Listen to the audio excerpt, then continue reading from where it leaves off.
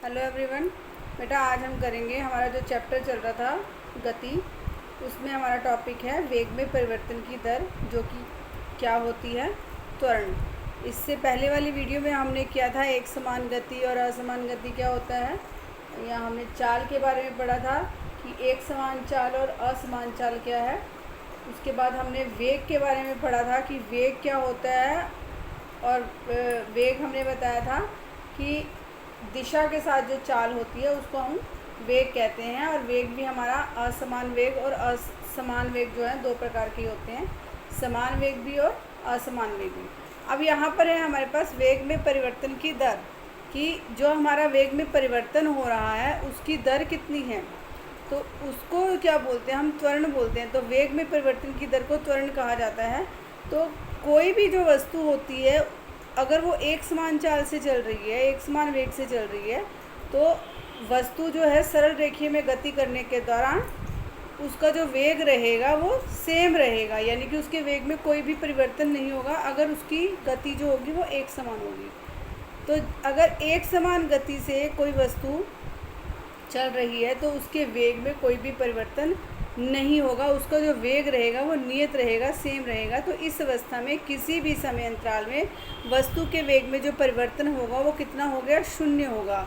यानी कि जब वो एक समान गति से चलेगी, सरल रेखीय गति करेगी, तो उसके वेग में कोई भी परिवर्तन नहीं होगा, उसका वेग उतना ही जितना पहले था।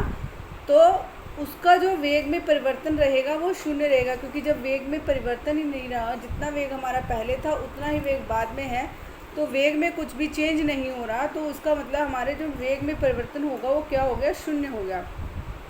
तो जब भी हमारी वस्तु एक समान गति से चलेगी तो उसके वेग में परिवर्तन नहीं होगा, उसके वेग में परिवर्तन शून्य होगा। लेकिन जब हमारी कोई वस्तु असमान गति से चलेगी, तो असमान गति से जो वेग होता है हमारा, उसके वो जो है समय के साथ साथ बदलता रहता है। कि पहले हमारा वेग मान लो 2 मीटर प्रति सेकंड था, अगले सेकंड में 3 मीटर प्रति सेकंड हो गया, उससे अगले में 4 मीटर प्रति सेकंड हो गया। तो समय के साथ साथ जो है हमारा जो वेग है वो बढ़ रहा है या फिर घट रहा है। तो अगर हमारा वेग बढ़ता है या घटता है तो वहाँ पर हमारे वेग में परिवर्तन हो रहा है, तो वहाँ पर वेग में जो परिवर्तन होगा उसको हम क्या कहेंगे, त्वरण कहेंगे। तो इसका जो मान होगा वो विभिन्न समयों में और विभिन्न बिंदुओं पर कैसा होगा, अलग अलग होगा, भिन्न भिन्न होगा। तो इस प्रकार किसी भी समय अंतराल पर वस्तु के वेग में जो परिवर्तन होगा वो शून्य नहीं होगा अगर हमारी वस्तु असमान गति से चल रही है। तो ये जो हमारे वेग में परिवर्तन की दर होती है इसको हम क्या कहते हैं, त्वरण कहते हैं। तो ये जो त्वरण होता है ये किसके बराबर होता है, त्वरण हमारा जो इसका फॉर्मूला होता है, त्वरण का फॉर्मूला होगा कि वेग में परिवर्तन, यानी कि वेग में कितना परिवर्तन हुआ है, वेग हमारा कितना बढ़ा है या कितना घटा है, और वो कितने समय में घटा है। यानी कि अगर वो 2 सेकंड में कम हुआ है या 4 सेकंड में बढ़ा है तो वो जो समय है वो यहाँ पर आएगा। तो वेग में जो परिवर्तन है जितने समय में होगा उसको हम क्या कहेंगे, त्वरण कहेंगे। तो यदि एक वस्तु का प्रारंभिक वेग u ले लेते हैं और t समय में वो बदल कर v हो जाता है, यानी कि इसको हम ऐसे एग्जाम्पल से समझ सकते हैं कि मान लीजिए कोई जो वस्तु है पहले वो 2 किलोमीटर प्रति घंटा के वेग से जा रही है, उसके बाद उसकी जो वेग है वो बढ़कर क्या हो जाता है, 3 किलोमीटर प्रति घंटा। तो ये जो वेग है वो बढ़ गया, तो इसमें वेग का जो परिवर्तन होगा वो कितना होगा, 3 में से हम 2 को माइनस करेंगे, तो जो पहले वाला होगा प्रारंभिक वेग उसको हम u ले लेंगे, और जो हमारा बाद वाला होगा अंतिम वेग होगा उसको हम क्या लेंगे, v लेंगे।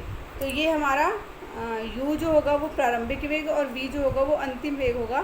तो इसमें अगर हमें परिवर्तन करना है, परिवर्तन ज्ञात करना है, तो परिवर्तन को कैसे ज्ञात करेंगे, इसमें से हम इसको माइनस करेंगे। यानी कि हमने क्या किया, v माइनस यू, मतलब अगर इनका अंतर निकालना है तो हमें इसमें से इसको माइनस करना पड़ेगा, v में से u को माइनस करेंगे, यानी कि 3 में से 2 को माइनस किया तो हमें पता चल गया कि 1 किलोमीटर प्रति घंटा का जो यहाँ पे परिवर्तन हुआ है। तो ऐसे ही इन्होंने यहाँ पर ये मान लिया कि जो हमारा प्रारंभिक वेग है वो u है और जो हमारा अंतिम वेग है वो v है, और ये u से v में कितनी देर में हुआ है, t समय में हुआ है। यानी कि समय कितना लगेगा, उसको t समय लगा है इस बदलने में। तो जो त्वरण होगा, त्वरण किसके बराबर हो जाएगा, a बराबर v minus you upon T, जिसमें v क्या है हमारा अंतिम वेग और u है हमारा प्रारंभिक वेग और t है हमारा समय। तो यहाँ पर हम लिख सकते हैं u जो है वो है हमारा प्रारंभिक वेग, जो हमारा v है वो है हमारा अंतिम वेग और जो हमारा t है वो है हमारा समय और a जो है वो है हमारा त्वरण। ये हमारी राशि है त्वरण। तो ये जो गति होती है, इस गति को हम क्या कहते हैं, त्वरित गति कहते हैं। जब हमारे असमान गति से कोई वस्तु चलती है तो उसका वेग या तो बढ़ता है या फिर घटता है, तो वो जो गति कहलाती है वो हमारी त्वरित गति कहलाती है। तो यदि त्वरण जो है वेग की दिशा में होता है, यानी कि अगर वो बढ़ता रहेगा तो उसे हम क्या कहेंगे, धनात्मक कहेंगे। और अगर यह विपरीत दिशा में होगा, यानी कि दूसरी दिशा में होगा, तो तब हम इसकी वैल्यू जो लेंगे वो कैसे लेंगे, ऋणात्मक लेंगे। त्वरण का जो मात्रक होता है वो हमारा क्या होता है, मीटर प्रति सेकंड स्क्वायर। अब मीटर प्रति सेकंड स्क्वायर कैसे आएगा, देखो हमने यहाँ पे लिया है a इज इक्वल टू जो है v minus you upon T. अब v भी हमारा वेग है और u भी हमारा वेग है। वेग का आपको पता है क्या होता है, मीटर प्रति सेकंड होता है। वेग का जो मात्रक है ये जो है ये हमारा वेग में परिवर्तन है, वेग में परिवर्तन है। तो वेग का जो हमारा मात्रक होता है वो हमारा होता है मीटर प्रति सेकंड बटे में t का समय का मात्रक भी हमारा क्या होगा, सेकंड। तो ये आ जाएगा हमारे पास मीटर प्रति ये वाला सेकंड और ये वाला सेकंड, ये आपस में मल्टीप्लाई हो जाएंगे तो ये आ जाएगा हमारा मीटर प्रति सेकंड स्क्वायर। तो त्वरण का जो मात्रक होगा वो होगा हमारा मीटर प्रति सेकंड। वेग का मात्रक होगा, वेग का जो मात्रक हमारा रहेगा वो है हमारा मीटर प्रति सेकंड और जो हमारा त्वरण का मात्रक रहेगा वो होगा हमारा मीटर प्रति सेकंड स्क्वायर। क्योंकि जो वेग में परिवर्तन हो रहा है वो भी हम देख रहे हैं कि वो कितने समय में हो रहा है। तो पहले भी वेग जो है वो क्या होता है, हमारा वेग होता है विस्थापन बटे समय। तो पहले भी इसके साथ समय आया था, हमने यहाँ पर किया था, ये देखो जो औसत वेग निकाला था वो विस्थापन बटे कुल समय था, तो वो हो गया हमारा s अपॉन टी। तो वहाँ पर हमारा जो मात्रक होगा वो क्या हो जाएगा, मीटर प्रति सेकंड हो जाएगा।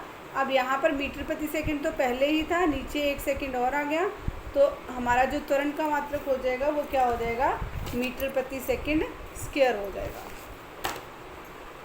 तो अगर कोई वस्तु सीधी रेखा में चलती है और उसका वेग समय जो है वो समान समय अंतराल में समान रूप से घटता है या फिर बढ़ता है, तो उसका जो त्वरण होगा वो कैसा होगा, एक समान त्वरण होगा।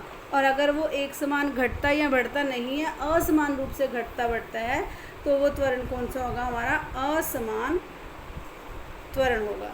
तो एक बार से फिर देख लीजिए, ये डेफिनेशन जो है हमारी ये है कि अगर किसी वस्तु का वेग जो है वो समान समय अंतराल में समान रूप से घटता है या बढ़ता है, तो वो वस्तु के त्वरण को हम एक समान त्वरण कहते हैं।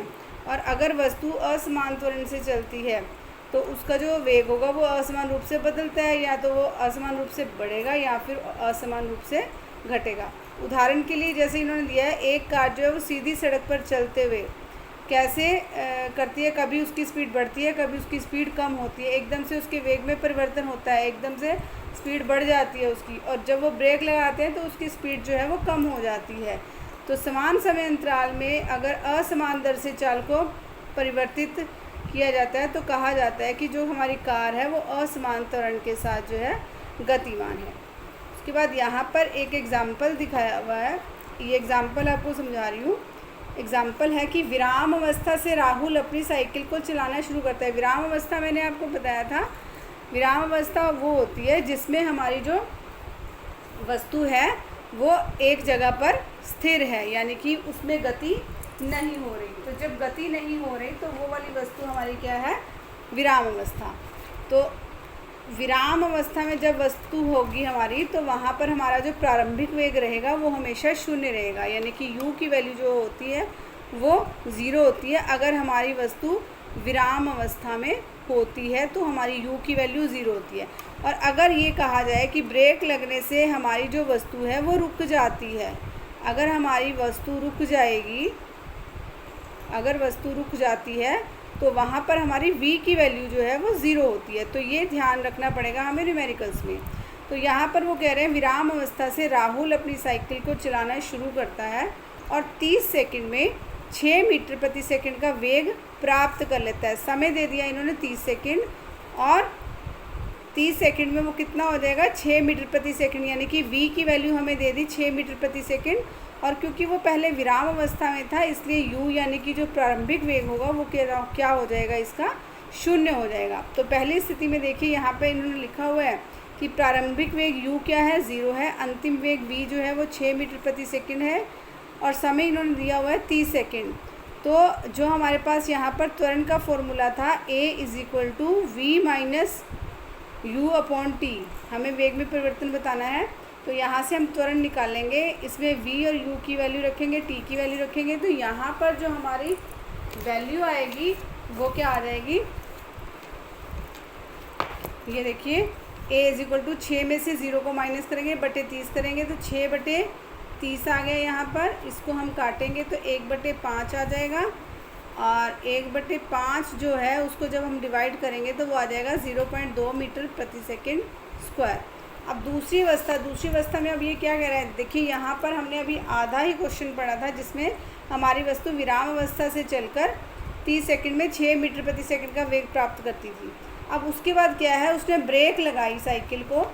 जब साइकिल को ब्रेक लगाते हैं तो साइकिल का वेग अगले 5 सेकंड में कम होकर कितना रह जाता है, 4 मीटर प्रति सेकंड। आप लोगों ने भी साइकिल चलाई होगी, आपको पता है कि जब साइकिल पर ब्रेक लगाते हैं तो साइकिल की गति हमारी हल्की हो जाती है, वो स्पीड कम हो जाती है उसकी। तो साइकिल का वेग 5 सेकंड में कितना हो जाएगा, 4 मीटर प्रति सेकंड हो जाएगा। पहले कितना था, 6 मीटर प्रति सेकंड। अब दूसरी स्थिति में क्या हो जाएगा, u हमारा हो जाएगा 6 मीटर प्रति सेकंड और v हो जाएगा हमारा 4 मीटर प्रति सेकंड, और जो हमारा समय रहेगा 5 सेकंड में, ये क्योंकि घटी है तो t हमारा हो जाएगा 5 सेकंड। तो दूसरी स्थिति में हमने क्या किया, प्रारंभिक वेग लिया हमने 6 मीटर प्रति सेकंड, अंतिम वेग था हमारा 4 मीटर प्रति सेकंड v, और समय है हमारे पास t = 5 सेकंड। इसको भी हमने इस फॉर्मूले में रखेंगे a = v माइनस u/t में। तो v की वैल्यू है 4 मीटर प्रति सेकंड, u की है 6 मीटर प्रति सेकंड अपॉन 5 सेकंड जो हमारा समय है। तो यहाँ पर 4 में से जब 6 माइनस करेंगे तो यहाँ पर हमारे पास बचेगा -2/5। जब -2/5 बचेगा तो हम 2 को 5 से डिवाइड करेंगे तो यहाँ पर हमारी वैल्यू आ जाएगी -0.4 मीटर प्रति सेकंड स्क्वायर। तो साइकिल का जो त्वरण है वो पहली स्थिति में कितना था, 0.2 मीटर प्रति सेकंड स्क्वायर, और जो दूसरी स्थिति थी उसमें था -0.4 मीटर प्रति सेकंड स्क्वायर। यहाँ पर ये गलत लिखा हुआ है, यहाँ पर आपको -0.4 करना है, यहाँ पर 0.04 लिखा हुआ है। तो ये आ जाएगा -0.4 मीटर प्रति सेकंड स्क्वायर। उसके बाद ये क्वेश्चन है, उसके बाद हमारा जो नेक्स्ट टॉपिक है, क्वेश्चन हम सारे इकट्ठे करेंगे। ये है जो हमारा नेक्स्ट टॉपिक है वो गति का ग्राफीय प्रदर्शन है, कि गति का ग्राफ में हम कैसे प्रदर्शन कर सकते हैं। तो यहाँ पर हमें दिखाया हुआ है एक तो दूरी समय ग्राफ, और इसमें ही हमारा है दूसरा वेग समय ग्राफ। तो पहला जो है वो दूरी समय ग्राफ मैं आपको यहाँ पर समझा रही हूँ कॉपी में, इसे देखिए कि अगर हमारी जो वस्तु है एक समान चाल से गतिमान होती है, अगर हमारी वस्तु एक समान चाल से गतिमान है तो हमारा जो दूरी समय ग्राफ आएगा, इधर हमारा समय है और इधर हमारी है दूरी। तो जो हमारा दूरी समय ग्राफ आएगा वो कैसे आएगा, एक सरल रेखा में आएगा। अगर हमारी जो वस्तु है वो एक समान चाल से गतिमान है तो उस वस्तु का जो दूरी और समय के बीच में ग्राफ आएगा, इधर दूरी इधर समय, इन दोनों के बीच में जो ग्राफ आएगा वो एक सरल रेखा में आएगा। और दूसरा है हमारा कि अगर हमारी जो वस्तु है असमान चाल से चल रही है, यहाँ पर हमारी समान चाल थी, समान चाल से अगर चलेगी तो दूरी समय ग्राफ ऐसा रहेगा हमारा, और अगर हमारी वस्तु असमान चल से गतिमान रहेगी तो वस्तु का जो दूरी समय ग्राफ होगा, अगर तो वो बढ़ेगी तो वो ऐसे जाएगा, लेकिन अगर उसकी चाल घटेगी तो वो ऐसे नीचे की ओर आएगा। तो अगर असमान चाल से गतिमान वस्तु है तो उसका दूरी समय ग्राफ ऐसे आएगा, कर्व में नीचे की ओर, या फिर कर्व में ऊपर की ओर। अगर ये बढ़ रही है तो ऐसे आएगा, अगर ये घट रही है तो ऐसे आएगा। और अगर समान चाल है तो मैंने अभी बताया दूरी समय ग्राफ जो है वो आपका एक सरल रेखा में आएगा। उसके बाद दूसरा है हमारा वेग समय ग्राफ। पहले दूरी समय ग्राफ था, अब है हमारा वेग समय ग्राफ। तो वेग समय ग्राफ में अगर हमारी वस्तु एक समान चाल से चलती है तो कोई भी वस्तु जो समान चाल से गतिमान है उसके जो वेग समय ग्राफ आएगा, क्योंकि वो समान चाल से चल रही है तो उसका जो वेग रहेगा वो सेम रहेगा, उसके वेग में कोई भी परिवर्तन नहीं होगा। मैंने आपको बताया था जब हमारे वेग में परिवर्तन नहीं होगा तो वहाँ पर हमारा वेग परिवर्तन का जो मान होगा वो क्या होगा, शून्य होगा, जब हमारी वस्तु एक समान वेग से चलेगी, यानी कि उसका जो वेग है वो बदलेगा नहीं। तो जब वो नहीं बदलेगा तो उसका ग्राफ ऐसे आएगा, क्योंकि मान लीजिए यहाँ पर इसका जो वेग है, मान लो ये 40 और 50 के बीच में, ये 45 किलोमीटर प्रति घंटा के हिसाब से जा रही थी, और इसकी जो वेग है वो बी पर पहुंचने पर भी कितनी है, 45 किलोमीटर प्रति घंटा ही है। तो यहाँ पर जब ये सेम वेग से जा रही है, इसका वेग ना बढ़ रहा है ना घट रहा है, तो इसका जो वेग समय के बीच में जो हमारा ग्राफ आएगा वो कैसा आएगा, ऐसा आएगा। ऐसे ये सीधी रेखा जाएगी, और ये ए से मान लो बी तक जाने में इसका वेग बढ़ा नहीं है, सेम रहा है। तो ए से लेके बी तक का जो क्षेत्र होगा वो क्या दर्शाएगा, यहाँ पर विस्थापन दर्शाएगा, क्योंकि वेग में क्या होता है, विस्थापन होता है। तो ये जो है हमारा वो क्या होगा, विस्थापन बताएगा कि कितना विस्थापन हुआ है वस्तु का ए से बी तक पहुँचने में। तो ये जो एरिया होगा ये क्या होगा, विस्थापन दर्शाएगा, यानी कि एस कितनी दूरी इसने तय की है। तो अब क्योंकि ये एक आयत बन रहा है तो यहाँ से हम आयत का क्षेत्रफल निकाल सकते हैं। यहाँ से हम इसकी ले लेंगे चौड़ाई, और यहाँ से हम इसकी लंबाई ले लेंगे। तो ये जो आयत की लंबाई और चौड़ाई नाप के हम इसका क्षेत्रफल निकालेंगे, जो किसके बराबर हो जाएगा, विस्थापन के बराबर हो जाएगा। यह भी हम करेंगे जब हम नेक्स्ट टॉपिक करेंगे, अपनी गति के समीकरण करेंगे। अब तो वेग समय ग्राफ का पहला केस जो है वो ये है कि अगर हमारी वस्तु एक समान चाल से गतिमान है तो उसका जो वेग समय ग्राफ आएगा वो इस प्रकार से आएगा, ऐसे सीधी रेखा में आएगा। उसके बाद अगर हमारी चाल एक समान नहीं है, असमान है, तो एक समान त्वरित गति, यानी कि उसकी गति जो है बढ़ रही है, या तो बढ़ रही है या फिर उसकी गति जो है वो घट रही है, तो उनके बीच में जो वेग समय ग्राफ होगा किसी भी वस्तु का, जब वो समान त्वरित गति से गतिमान होगी, यानी कि त्वरण होगा उसमें। त्वरण कब होगा, जब उसके वेग में परिवर्तन होगा, क्योंकि वेग में परिवर्तन की जो दर होती है उसी को हम क्या कहते हैं, त्वरण कहते हैं। तो जब उसका वेग हर एक समान समय अंतराल में बढ़ रहा है तो उसका समय और वेग के बीच में जो ग्राफ होगा वो ऐसे आएगा सीधी रेखा में। और अगर मान लो हम ब्रेक लगाते हैं तो उसका जो वेग परिवर्तन की दर होगी वो घटनी शुरू हो जाएगी, तो उसका जो दूरी जो उसका वेग और समय के बीच में ग्राफ आएगा वो ऐसे आएगा नीचे की ओर। तो अगर वेग में परिवर्तन की दर जो है वो हमारी बढ़ रही है, यानी कि वेग में परिवर्तन हो रहा है, हमारी स्पीड जो है बढ़ रही है, तो हमारा ग्राफ ऐसे आएगा। और अगर हमारी स्पीड घट रही है ब्रेक लगाने के बाद तो हमारा ग्राफ ऐसे आएगा। और ये लास्ट है हमारा कि अगर हमारी वस्तु असमान त्वरित गति से गतिमान है, यानी कि कभी उसका वेग बढ़ रहा है और कभी उसका वेग जो है घट रहा है, तो हमारा जो वेग और समय के बीच में ग्राफ होगा वो कैसा होगा। अगर बढ़ेगा तो वो ऐसे ऊपर की ओर जाएगा, और अगर उसकी स्पीड कम होगी तो वो नीचे की ओर आएगी। ऐसे ही वेग जब बढ़ेगा धीरे धीरे तो ऊपर की ओर जाएगा, और जब वेग घटना शुरू होगा तो वो नीचे की ओर आएगा। तो वहाँ पे हमारी असमान त्वरित गति है, यानी कि कभी बढ़ रही है और कभी घट रही है। तो असमान त्वरित गति से जो गतिमान वस्तु है उसका वेग और समय के बीच में जो ग्राफ होगा वो कभी बढ़ेगा और कभी घटेगा, तो वो इस प्रकार से उसका ग्राफ होगा। तो ये हमने आपको बता दिया कि दूरी और समय के बीच में ग्राफ कैसे बनेंगे और वेग और समय के बीच में ग्राफ कैसे बनेंगे। इसके बाद का जो नेक्स्ट टॉपिक है वो हम अगली वीडियो में करेंगे।